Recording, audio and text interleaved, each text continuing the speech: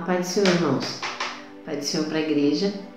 Eu estou aqui me apresentando para quem não me conhece. Sou a irmã Solange, professora da EBD na Sala das Irmãs da Assembleia de Deus do Quiririm, né? Em Taubaté, no bairro do Quiririm. Então aqui foi pedido para que eu desse um resumo da lição da escola. E os irmãos sabem que é a última lição do trimestre, a lição de número 13, tem por título O Novo Homem em Jesus Cristo. E aqui eu vou tentar dar um resumo para os irmãos, para que não fique longo o vídeo também, e a gente possa, mesmo não estando na igreja, podendo aprender um pouco da palavra de Deus, né? Que o Senhor assim nos ajude aqui nesse tempo.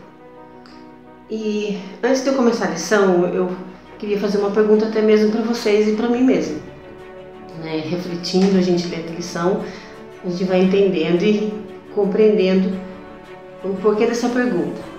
Se o tema da lição é o novo homem em Jesus Cristo, a pergunta é: por que a necessidade de um novo homem em Jesus? Por que eu tenho essa necessidade de buscar isso? Não poderia eu aceitar o plano da salvação e continuar como estou, né? Deus me aceitaria, estaria satisfeito com a minha pessoa apenas buscando a salvação, crendo em Cristo como meu Salvador? A lição aqui vai explicar justamente isso, né? Que a gente tem um desafio na nossa vida cristã, que é buscar esse novo homem que o próprio Deus nos propôs. Então a resposta para essa pergunta é não, né? Eu não posso apenas aceitar o plano da salvação sem buscar esse novo homem em Jesus Cristo. Por quê? Porque o próprio plano de Deus, o próprio plano da salvação está embutido isso, né? De que Ele nos salvaria para sermos também uma nova pessoa. Ah, eu vou deixar de ser Solange? Não, eu vou continuar sendo a Solange, mas uma nova Solange em Cristo, né? É essa proposta que Deus coloca sobre a nossa vida através do Evangelho, onde tudo muda, né? Eu vou ser uma nova criatura e a lição vai ensinar isso, né? Eu posso ser a mesma Solange, mas de uma nova versão, uma versão santificada, uma versão onde Deus mudou o meu coração, mudou minhas atitudes, meu pensamento, a minha maneira de agir, né? E por quê? Qual a razão, né? Qual a necessidade? Como foi a pergunta? Por que essa necessidade de ser um novo homem em Cristo Jesus? A necessidade é que, se a gente parar para pensar, a Bíblia mesmo fala que, né, todos nós estávamos destituídos da glória de Deus pelo nosso pecado, né? Pelo nosso erro, pelo pecado já herdado de Adão. Então, o que Deus coloca no nosso coração? Que além de buscarmos a Deus para a salvação da nossa alma, agora essa necessidade vem o quê? Trazer essa possibilidade de eu estar me relacionando com Deus. O meu Deus Criador é santo, é puro. Ele me perdoa, sim, Ele quer me salvar, sim, mas para me relacionar com Ele, e bem relacionar, né? Vamos dizer assim, um relacionamento abençoado, um relacionamento que realmente Deus se agrade de nós, porque Deus mesmo fala de Jesus: eis aí o meu filho amado em quem me comprazo. E Ele pode falar isso de nós? Né? É um questionamento que a gente pode colocar.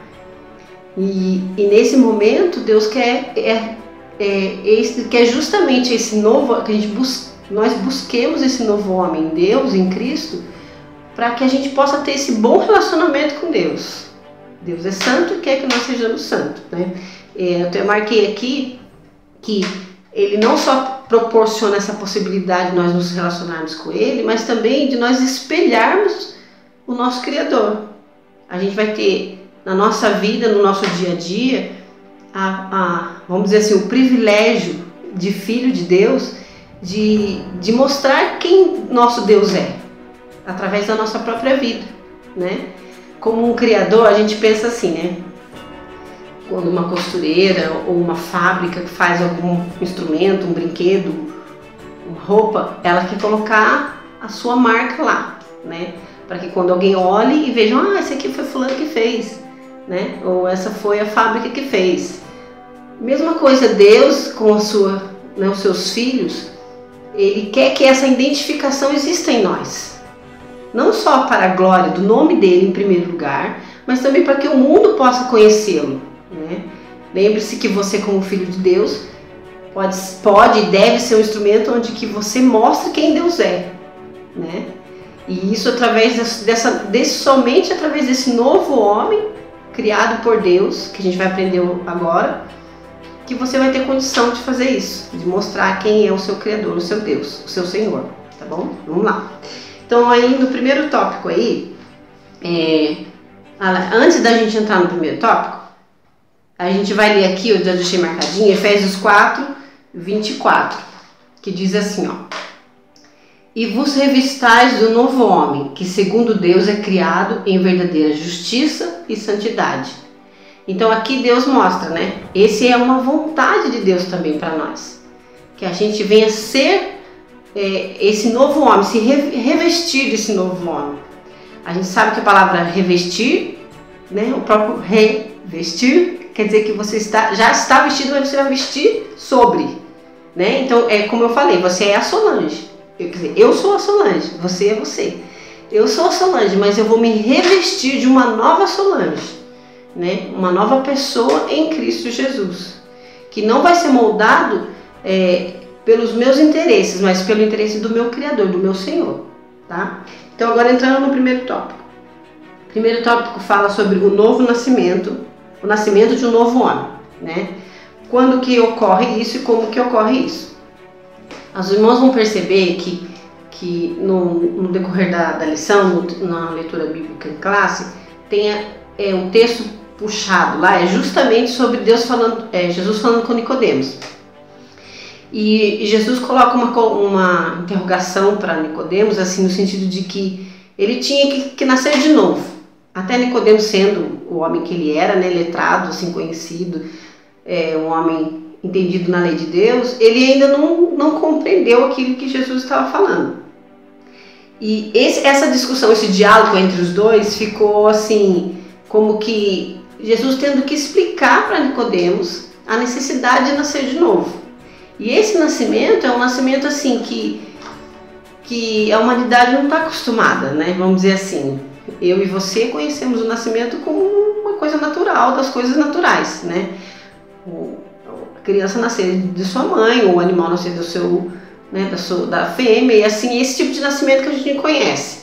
Mas o nascimento que Deus coloca sobre a vida de um cristão, que se entrega para ele, é um nascimento totalmente diferente. Eu até marquei aqui, que é um nascimento onde que o homem nunca viu, né, esse tipo de transformação, né? A gente sabe que o mundo ele enxerga as coisas de uma maneira diferente das coisas espirituais de Deus, né? Então esse novo nascimento para o homem assim da fé natural é assim incompreensível às vezes. Ele não entende como assim nascer de novo, né? Mas a Bíblia é bem clara e ela vai explicar, tanto é que a gente vai ler aí João 1, 12 e 13, ele diz assim, ó: mas a todos quanto receberam, deu-lhes o poder de serem feitos filhos de Deus ao que creem no seu nome, né? E aqui ele fala assim, de que quando a gente passa a crer em Deus, a gente passa a ser filho. E esse novo, assim, essa nova maneira de ver, como a gente sabe que a Bíblia ensina, que todos nós somos criaturas. Mas a partir do momento que a gente crê no Senhor como nosso Deus e Salvador, crê no plano de Deus, Deus nos trata como filhos, né? A Bíblia mesmo fala que somos os filhos adotivos, né? Por adoção. E nesse novo caminho a ser seguido, Deus traz sobre nós esse novo nascimento, né? Aqui até eu marquei dizendo que esse novo nascimento é um nascimento diferente, por quê? Porque é nascido de Deus e não do homem, como eu falei que o mundo conhece, nós conhecemos o natural do negócio, né? Mas aqui ele fala que é nascido de Deus, tá? Eu até marquei aqui, eu frisei a lição, que eu achei importante, no ponto 1, que fala nascido não do sangue nem de carne, né? Tem uma frase aí que eu achei importante, que ele está escrito assim, que o apóstolo João afiança que o novo homem em Cristo é antes de tudo uma criação espiritual, né? Talvez é esse sentimento que Nicodemos não entendeu, ele pensando na carne, né? Mas como que vai nascer de novo? Vai voltar para a barriga? Não tem como. Mas aqui é mostrado que ele nasce de novo, volta a ser, passa a ser filho de uma maneira espiritual, né? Porque ao momento que você passou a crer em Cristo, trouxe a você essa possibilidade, deu-lhes o poder de serem feitos filhos de Deus, né? Isso é bem claro para os irmãos. E esse é o primeiro ponto que fala que não é nascido de carne, nem de sangue, nem dentro da carne, né? Nem nascido da vontade do homem, mas sim de Deus, né? Que tem esse projeto, o Evangelho propõe isso de um novo nascimento para aquele que crê, né? Isso é maravilhoso. Então vamos lá, continuando aqui. E aqui nesse versículo que a gente leu na leitura bíblica em casa, que tem na leitura bíblica em casa, que quando Jesus responde para Nicodemos, ele fala assim, no versículo 5, ele fala, né? Jesus respondeu, na verdade te digo que aquele que não nascer da água e do Espírito não pode entrar no reino de Deus. Aqui Jesus dá as coordenadas. Como que é esse novo nascimento? Mas peraí, novo nascimento, mas como? Aí ele fala, aquele que não nascer da água e do Espírito, né? Ele dá como seria esse novo nascimento. E esse novo nascimento a gente vai entender, não sendo da carne e nem do sangue, mas sim da água e do Espírito. E o que isso significa? Né? Vamos estudar aí, vamos pegar o ponto aí que diz. Então no segundo tópico no segundo ponto do primeiro tópico diz nascido de Deus. Nós entendemos que é Deus que vai nos gerar, né? Como a gente leu lá em Efésios 4, né? Criado por Deus. Aí agora vem o tema nascido da água. O que seria ser nascido da água? Eu até marquei aqui que quando Jesus faz essa referência de ser nascido da água, ele mostra que o quê? Que a vida do homem, essa nova vida vai começar, até assim, vou colocar entre parênteses aqui para os irmãos entenderem. Começa através de um batismo. Aí você fala assim, mas eu vou ser uma nova criatura só depois que eu me batizar? Não é quando eu aceitei, quando eu levantei a minha mão para Cristo? Sim, mas no batismo é aquela confirmação pública de que você realmente está vivendo agora, quer viver uma nova vida para Cristo, né? É lógico que a gente entende que o batismo, como ele fala, nascido da água, a gente entende isso, porque no batismo o simbolismo que tem é a morte, né? A gente morrer para o mundo e nascer para Deus, né? Morrer para o pecado e agora viver uma nova vida. Então essa proposta, essa maneira de Cristo dar essa referência de ser nascido da água, traz o quê? Traz esse entendimento de que nós nascemos de novo na água, em relação à água, nascido da água, quando a gente pensa no batismo, né? Ali mostra aquela decisão sua da sua nova vida, né? Aquela decisão assim, vamos dizer assim, mais importante da sua vida, que é quando você põe assim esse sentimento de que não, agora eu quero servir a Deus, me arrependo de todos os meus pecados. João Batista mesmo pregava isso, né? Que tinha que se arrepender-se, converter-se, né? E ele ia lá e batizava as pessoas, inclusive até o próprio Jesus foi batizado. Então nesse caso a gente entende que o batismo ali mostra o quê? Um nascimento, um novo nascimento, uma nova etapa da sua vida a partir do momento que você se batiza. Existe a nova etapa quando você ergue a mão? Sim, mas ela se concretiza quando você se batiza, né? A gente entende esse lado aí. E também outra coisa, que em relação à água, que a gente fala assim, nascido da água, se você for ler a Bíblia, você for entendendo, você vai ver que muitas das vezes a palavra de Deus ela é citada como água, né? Como fonte, como manancial de Deus, né? Então a gente vê que até nisso, quando você nasce de novo, quando você busca viver para Deus e a palavra de Deus começa a reger a sua vida, os seus sentimentos, seu pensamento, suas atitudes, isso traz o quê? Essa nova vida, esse lavar da água, né? Da palavra de Deus, a limpeza, a purificação que a palavra de Deus faz sobre a nossa vida. A Bíblia mesmo fala assim, como purificar a alma sempre o seu caminho? Observando a palavra de Deus, né? Então nesse caso, eu sei que nessa situação não está comparando a água, mas fala de purificação, e a água tem esse poder, né, de purificar. E nós que cremos em Cristo, sabemos que a palavra tem esse poder, né? Então, nascido da água, a gente entende nesse sentido do batismo e no poder que a palavra tem de nos limpar, de nos lavar, nos fazer novo, né? Através da lavagem da palavra de Deus, tá? E vamos ler para esse ponto, a gente vai ler Gálatas 3, 27, ó, que diz assim, ó: porque todos quanto fostes batizados em Cristo, já vos revestistes de Cristo. Lembra do revestir que eu comentei? Então ali mostra o quê? Que todos nós que somos batizados em Cristo, a gente se revestiu de Cristo. A gente colocou essa nova roupagem, não está mais com a velha roupagem do pecado, de estar o pecado dominando a nossa vida, mas estamos agora revestidos de Cristo para viver uma nova vida, né? Proposta pelo próprio Deus, para que nós venhamos ser santos como Ele é santo, né? Citando isso aí de novo. Agora, se a gente falou nascido da água, agora o nascido do Espírito.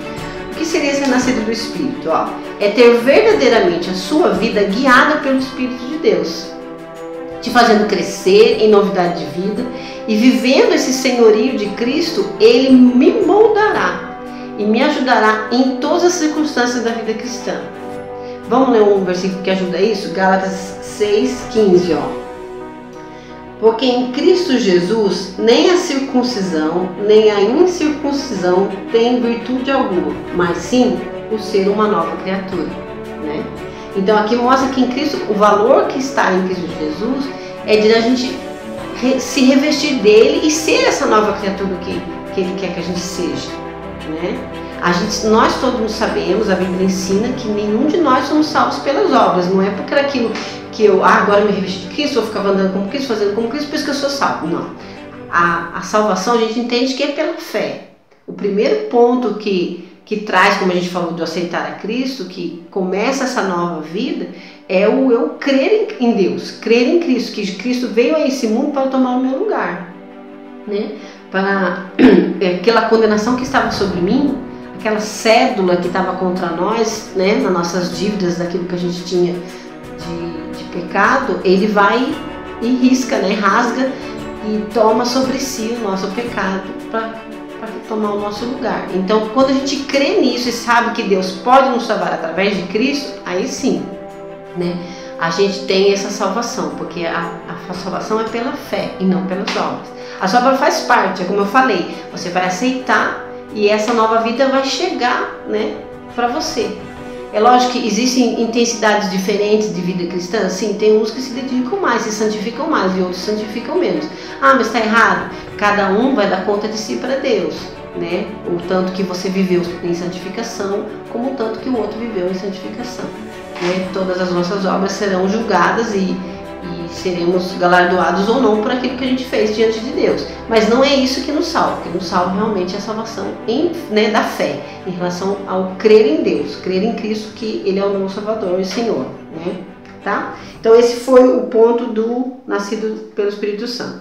Agora o segundo tópico, que fala sobre a justificação, como a gente estava falando, que o Evangelho traz essa nova, né, essa nova proposta de Deus para nós, essa nova, vamos dizer assim, essa bênção de Deus, que é poder ter acesso a Deus, estar com Deus, reconciliado com Deus, vivendo com Deus. E o Evangelho traz isso para nós, né? E esse novo homem, ele tem essas três coisas, como a lição vai trazer. Que o primeiro é o novo nascimento, o segundo é a justificação e o terceiro é a santificação. Essas três coisas, esses três processos vão acontecer na nossa vida, né? E aqui na justificação, ó, no ponto 2, que ele vai mostrar o primeiro ponto desse tópico diz a inutilidade da justiça humana. Como eu falei, a gente não pode crer que as nossas ações, as nossas atitudes é que nos salvam, né? Tanto é que a Bíblia lá em Isaías, na lição aí tá marcadinho, Isaías 64:6, fala que as nossas obras, elas são consideradas até como trapo de imundícia. Aí você para pra pensar, né? Aí você vê como que é as coisas. Você para pra pensar assim, como assim? Trapo de imundícia? Eu sirvo ao Senhor, eu sou uma pessoa de Deus, eu faço as coisas certo, até assim, antes até mesmo de eu ser crente, eu já era uma pessoa boazinha, porque meu pai me ensinou a ser educada, a ser uma pessoa de bem. beleza, né? Isso é louvável, mas não é isso que te salva. E quando a gente lê a Bíblia, a gente vê que a Bíblia fala assim que Deus olhou, né, e não viu um justo sequer, um que buscasse a Deus. Esse um que não buscasse a Deus está considerando você e eu, né? Se a gente busca hoje, se você pensa hoje, mas como assim, né? Eu amo a Deus, hoje, porque o Espírito Santo de Deus te convenceu. Se não fosse Ele te convencer, não fosse Ele nos convencer, a gente não estaria servindo ao Senhor. A verdade é essa, né? Porque a Bíblia diz que os homens amaram mais as trevas do que a luz. E se não fosse a misericórdia do Senhor nos alcançar, nos convencer e nos dar esse novo rumo de vida através de Jesus Cristo, a gente não teria salvação, né? Estaríamos no mundo e sabe lá o fazendo o quê, ou vivendo o quê, né? Então aqui, né, a inutilidade da justiça humana, a gente vê que não é isso que traz a justificação do homem. O homem muitas das vezes pode tentar se justificar com essas coisas. Até tem aquela passagem bíblica que fala do publicano e do fariseu, que ele bate no peito e fala, né, que ele serve a Deus, ele faz isso, ele faz aquilo, ele dá graças a Deus porque é isso, ele dá graças a Deus por causa daquilo, ele dá graças a Deus por causa daquilo, e não é publicano como aquele lá, né, tentando se justificar com suas próprias ações. Mas a Bíblia mesmo fala que ele não desceu justificado do tempo, que ele desceu foi publicano, que dizendo que ele é um pobre, humilde, né, miserável homem, se não for Deus na vida dele. Então a gente entende que a justiça humana, por mais que a gente tente fazer as coisas certas, devemos fazer as coisas certas, não é isso que nos salva, né? Então os irmãos vão entender isso, que a justificação desse novo homem é feita pelo próprio Deus. O mérito todo é de Cristo e não de nós, né? Se ele veio morrer no nosso lugar, o mérito é dele, porque ele era justo para morrer no nosso lugar. Ele era santo para que morresse no nosso lugar, né? Nós não tínhamos condições de pagar essa dívida, mas ele teve condição de pagar essa dívida. Então, aqui nesse caso, a gente entende que a justificação do novo homem é feita pelo próprio Deus. É Deus quem nos justifica, né? A gente até gosta de falar isso, porque a gente sabe que somos pecadores, né? Temos dificuldades na nossa vida. E se não for a misericórdia do Senhor, né? Ai de nós. E é nessa hora, nesse momento, que a gente entende que é Deus quem nos justifica. Glória a Deus por isso. Então aqui, nesse ponto, a gente já entendeu que não é a justiça humana que nos traz essa justificação. No segundo ponto diz, a maravilhosa doutrina da justificação. Eu até risquei, porque eu achei importante, estar escrito assim, ó. Deus lhe concede mais que um mero perdão e muito mais que uma anistia. Concede-lhe o status de justo, pois a justiça de Cristo muda por completo a situação jurídica do réu. Ou seja, quando Deus traz a justificação por nós, é como se não, né? É a verdade. Era o condenado já pronto para cumprir a sua condenação, mas Deus vai lá e o quê? E nos justifica, tira sobre nós aquela culpa, né? Apaga os nossos pecados.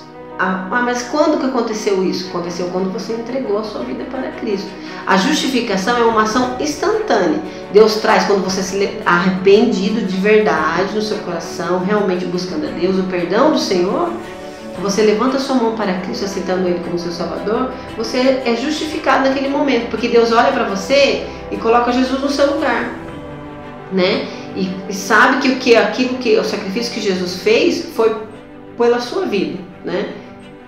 Justificando naquele exato momento. Então essa maravilhosa doutrina mostra que o quê? Que Cristo, que Deus é quem nos justifica e nos traz esse verdadeiro perdão, né? Muito mais do que um perdão, mas tirando a nossa culpa real, né? É como se aquele ladrão que sabe que fez um monte de coisa, chega lá na delegacia e puxa o papel dele lá, não tem nada. Não tem nada por quê? Porque foi tirada a sua culpa. Então nesse caso nós entendemos que, como pecadores que somos, Deus, a partir do momento que a gente se arrependeu e buscou o Senhor, Deus tirou a nossa culpa pelo mérito de Cristo que nos salvou e tomou o nosso lugar, né? E no terceiro ponto diz, o novo homem é justo. Então a parte aqui diz, a partir de sua conversão, o pecador passa a ser visto por Deus como se jamais tivesse cometido, como aquilo que eu falei, né? E E até comenta do próprio ladrão da cruz, que naquele momento que ele creu, né? Para você ver, ele não teve nem tempo, né, desse processo todo de santificação, mas Deus viu nele aquele sentimento de arrependimento, né? E de buscando perdão, porque ele até fala para Deus, para Cristo, para Jesus na cruz, né? Para que lembre-se dele na hora que entrasse no paraíso. Então, nesse caso, a gente vê a justificação instantânea que Deus faz no nosso coração, né? Então aqui esse novo homem está em processo, né?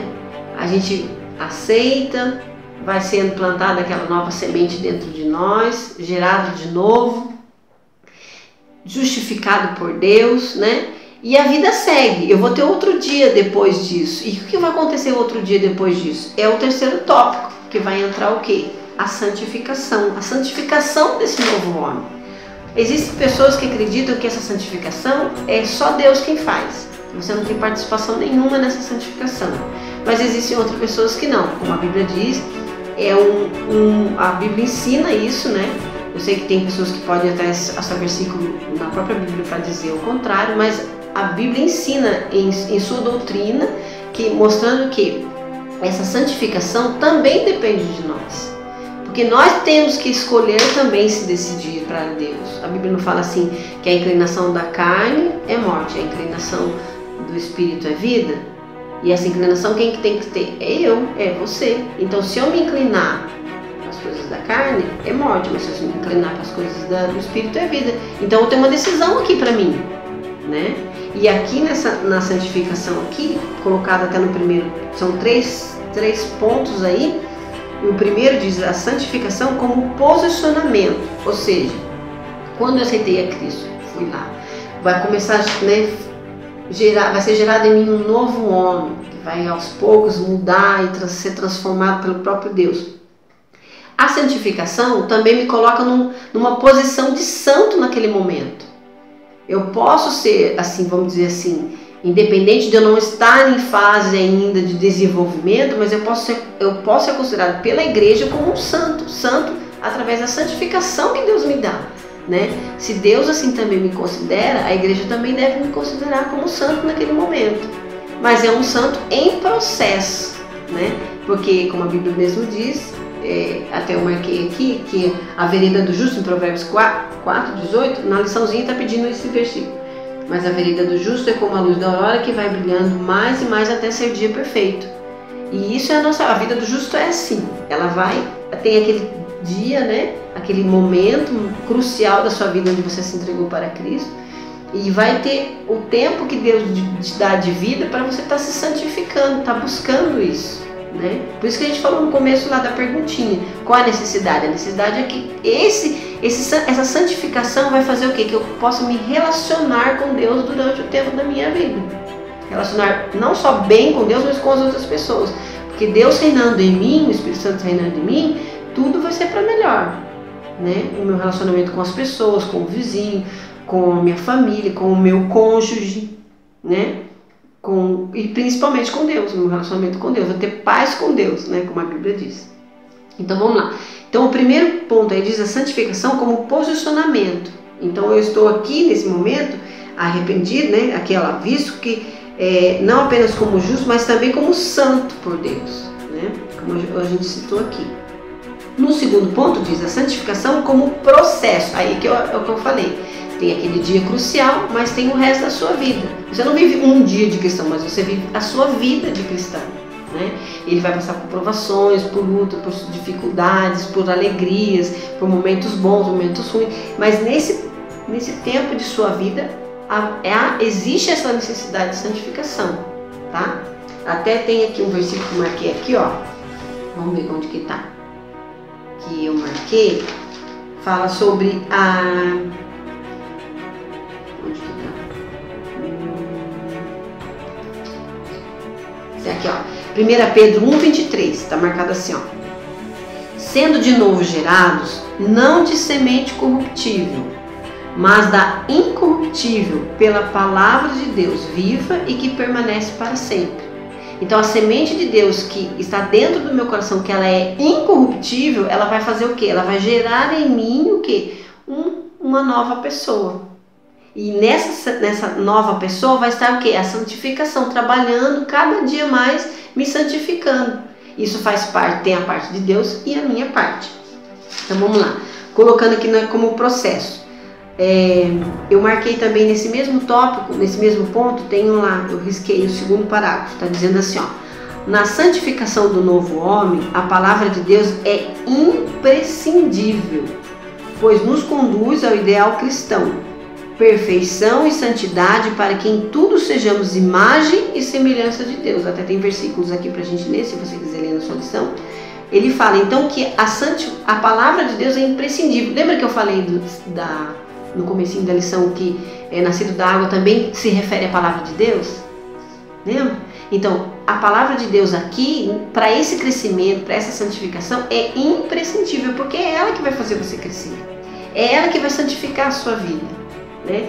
Hoje em dia, nós vivemos em dias assim, turbulentos, corridos, e às vezes a gente não para ler, não para estudar, não para analisar a palavra de Deus, e a gente só perde com isso, porque a gente está protelando aquilo que Deus já podia ter mudado em nossa vida há muito tempo, né? Então, e às vezes até acontece certas circunstâncias na vida da gente, que Deus dá uma apertadinha, porque você está protelando e Deus está querendo moldar você, e você não dá lugar para o Espírito Santo te moldar. Então é preciso que a gente dê lugar para Deus trabalhar e moldar a nossa vida nesse sentido. E no último ponto aqui para a gente terminar, diz assim, ó, a santificação é a vontade de Deus no novo homem. Marquei aqui também, está na lição de vocês aí, ó, escrito assim, logo devemos ver a santificação como a vontade suprema de Deus para a nossa vida. Isso mostra que Deus, ele requer de nós isso. Se nós nascemos de novo, se nós aceitamos a Cristo, estamos seguindo a Cristo, precisamos viver de uma maneira diferente. Ah, mas isso é estilo de vida, irmã? O ser cristão é um estilo de vida? Não, não é estilo de vida. Porque estilo é o quê? Você tem um estilo, eu tenho um estilo, outro tem um estilo, né? Quando a gente fala de estilo musical, eu gosto de clássico, eu gosto de rock, eu gosto disso, cada um tem um jeito. Não, não é estilo. Quando a gente fala de santificação, quando a gente fala de vida cristã, a gente está falando o quê? São os propósitos de Deus na nossa vida. Essa mudança não é estilo, é uma mudança de vida mesmo, né? É aquela vida que agora é trilhada na vontade de Deus, através da palavra de Deus, e não mais conforme a minha vontade, né? Nem conforme a sua. Aí, para encerrar, tem dois versículos que eu queria ler, que eu marquei aqui que eu achei importante. Como a gente viu da necessidade dessa nova vida, em Hebreus 12, 9 e 10 diz assim, em Hebreus 12, 14 vai falar que sem santificação ninguém verá o Senhor. Esse versículo é até forte, porque a gente para pensar, sem santificação ninguém verá o Senhor. Então já é um motivo forte para a gente buscar a santificação. Mas olha no Hebreus, como Deus é tão maravilhoso. No Hebreus 12 mesmo, só que o 9 e 10 está escrito assim, ó. Além do que tivemos pais segundo a carne, para nos corrigirem, e nós o reverenciamos. Não nos sujeitaremos muito mais ao Pai dos Espíritos para vivermos? Porque os pais, né? Porque aqueles, na verdade, por um pouco de tempo, nos corrigiam como bem lhes parecia. Mas este para nosso proveito, para sermos participantes da sua santidade. Então Deus nos corrige, Deus vai nos moldando, Deus vai nos transformando nesse processo de santificação. Para quê? Para que a gente seja participante da santidade dele. Como eu falei no começo, que é o Filho mostrando como é o Pai. O Filho de Deus, criatura antes, mas agora Filho, mostra que o seu Criador, o seu Senhor, através das suas atitudes, vai mostrar quem é o seu Deus, quem é o seu Senhor, né? E o último versículo, que está em Miqueias 6,8, que eu amo esse versículo, é maravilhoso. Diz assim, ó. Miqueias 6,8. Ele te declarou, ó homem, o que é bom. E o que é que o Senhor pede de ti? Senão que pratiques a justiça, que ames a beneficência e que andes humildemente com o teu Deus. Tá vendo? O que Deus quer de nós nada mais é do que isso, irmãos. Que a gente ande humildemente diante dele. E o que é andar humildemente diante dele? É você reconhecer que você precisa de Deus para você ter uma nova vida. A vida que você vivia, se você pediu perdão pela sua vida que você vivia, agora você tem que viver uma vida diferente, né? Faz sentido, não faz sentido? Se você pediu perdão pela vida que você vivia antes, é por sinal que ela não serve mais para você. Então agora a gente tem que viver uma nova vida. Deus ajudando em primeiro lugar, porque esse é o propósito de Deus. Se Ele quer que a gente se santifique, Ele vai nos ajudar em todos os momentos. A Bíblia fala assim, que Ele dá graça ao humilde, mas abate o soberbo. Então, se a gente se humilhar na presença do Senhor, Ele tem muito a nos ensinar e nos moldar para que nós sejamos como o seu Filho Jesus. Já pensou um dia Deus dizer para você assim, esse é meu filho amado em quem me comprazo? Que maravilha! Né? E isso traz o quê? Só pode acontecer na nossa vida se a gente viver como Jesus viveu, porque a gente tem certeza que Deus teve alegria no seu Filho Jesus. E para ter alegria em relação a nós também, a gente precisa viver como Ele também. Tá? Então ficou esse resumo e esse versículo para o final para declarar o que é bom. Que você pratique a justiça, que ames a beneficência e ande humildemente diante de Deus. Praticar a justiça e viver humildemente, andar em beneficência, nada mais é que santificação. A santificação é sermos santo como Ele santo é. Amém? Eu agradeço e deixo um abraço para todos e peço que os irmãos continuem orando por mim e pela minha família.